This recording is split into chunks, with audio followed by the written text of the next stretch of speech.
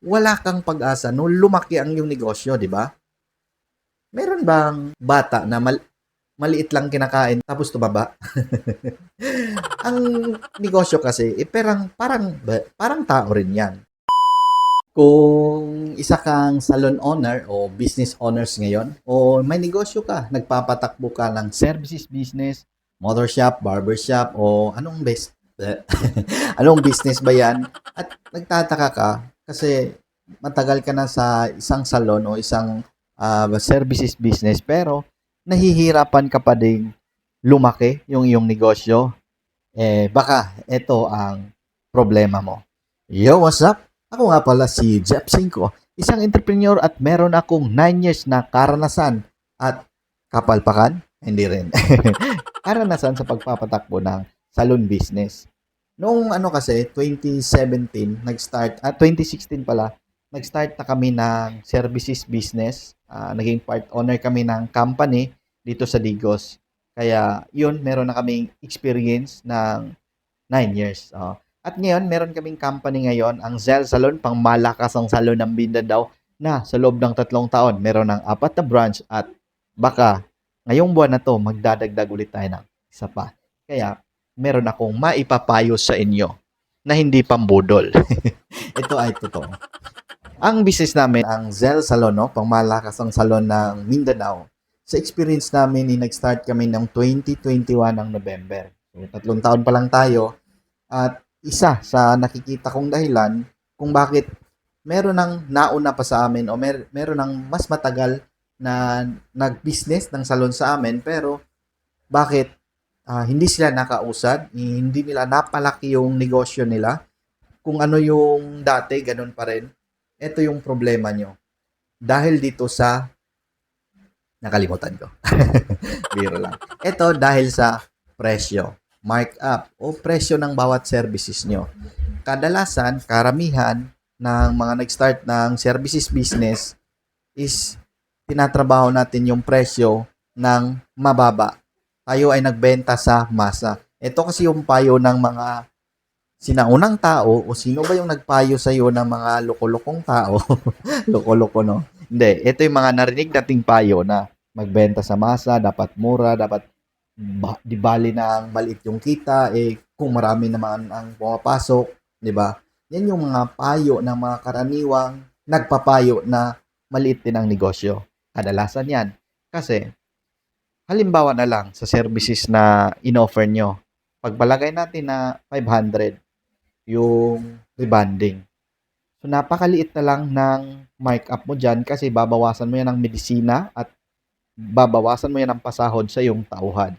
So, ang matitira is wala. As in, kung meron man, siguro mga 50 o 50 o 20 man. So, sa ganyang sistema, wala kang pera na pang reinvest kasi wala kang kita, di ba? Yung kita mo, yung kita mo dyan sa business mo, sa bawat services o sa bawat kita na pumapasok, is napakaliit ng markup, ng margin mo dyan. So, mapupunta lang siya sa maraming expenses. Kasi, alam niyo naman, tumaas ngayon, kung di nyo namalayan, o alam nyo ba, lahat nagtataasan, no? Renta, tumaas din. Electric, kuryente, tubig, tumaas. Halos naman lahat, pati supplies at stocks natin, tumaas rin. Ngayon, kung ang markup nyo is napakababa, lahat ng kita nyo is mapupunta lang doon sa lahat ng bayarin. At paano mo mapapalaki ang iyong negosyo kung lahat ng kita mo napunta lang sa mga bayarin, di ba? So, wala kang maipon na pangbukas mo ng isang branch or pampaganda sa iyong salon or kung ano pa ang plano mo na expansion. Pero dito sa Zell Salon, pang malakasan salon ng Mindanao, ito talaga ang presyo namin hindi mura. Hindi kami nagbebenta sa masa. At ginusto namin na yung bebentahan namin ng aming produkto dahil sa naniniwala kami ay sigurado na yung services namin ay de kalidad, quality talaga. Tapos, ang ambience namin ay napakabangis, napakaganda, pinag-isipan yan ng 10 arkitekto. Biro lang. Ayan, maganda yung ang aming ambience. Hindi lang sa services, quality tayo, yung staff natin friendly din, pangmalakasan, At yung ambience natin napakaganda at tuloy-tuloy nga ating renovation ngayon. So dahil diyan, nagdesisyon kami na hindi kami magbenta sa masa. Oh, dahil gusto namin tong mapalaki ang aming negosyo, kailangan naming kumita. Kasi kung wala kang kita, anong gagawin mo? Mangungutang ka ulit. I mean, nangungutang naman kami o may utang din kami ngayon kasi kailangan naman talaga. Pero kung diyan pa lang sa parte na yan, sa presyo pa lang nag-uumpisa, hindi ka na makapatong ng malaki, mark up ng malaki, wala kang pag-asa no lumaki ang iyong negosyo, di ba? Meron bang bata na maliit lang kinakain tapos payat, tapos tumaba? Ang negosyo kasi, parang tao rin yan. Parang ikaw, parang ako. Kumakain ako. Yan naman, ang taba ko na. Kumakain din ako. At yung negosyo din, kumakain din yan. Ngayon, kung wala kang kita dyan para ibato mo sa iyong negosyo, para pang reinvest, para lumaki siya, kasi pag hindi mo papakainin yan, mamamatay yan. Di ba? Parang tao rin. Same lang din naman. Pag hindi mo papakainin, mamamatay din. So, kadalasan, sa pagkakamali ng isang negosyante, isang salon owner, mali yung presyo nila.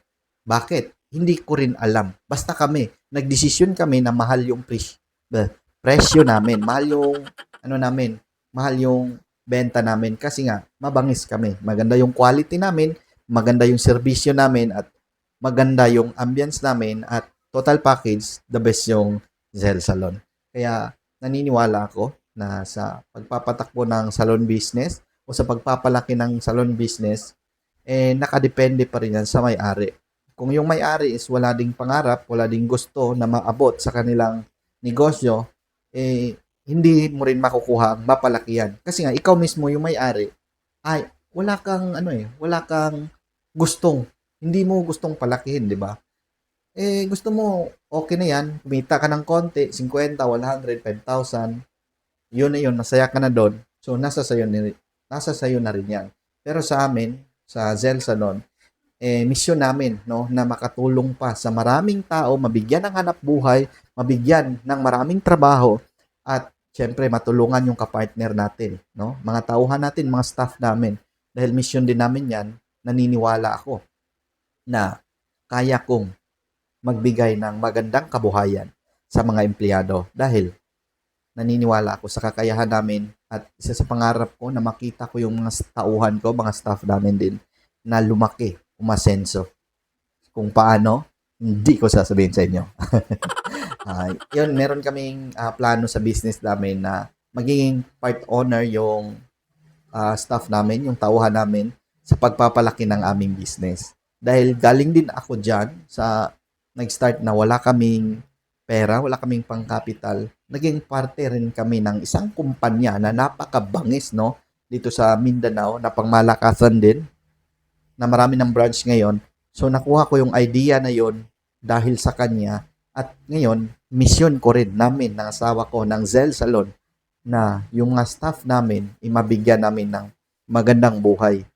Hindi na yon sa makapagbigay kami ng bigas, dahil nakapagbigay naman talaga kami ng hanap buhay, di ba?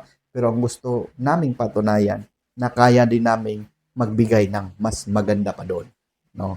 Kaya abangan nyo.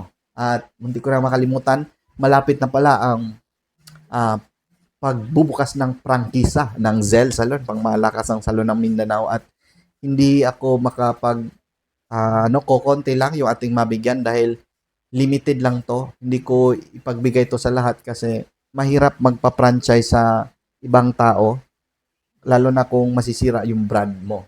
Kaya piling tao lang at kukonti lang ating mapagbigyan. So, yan lang. Bye-bye. Trabaho pa tayo.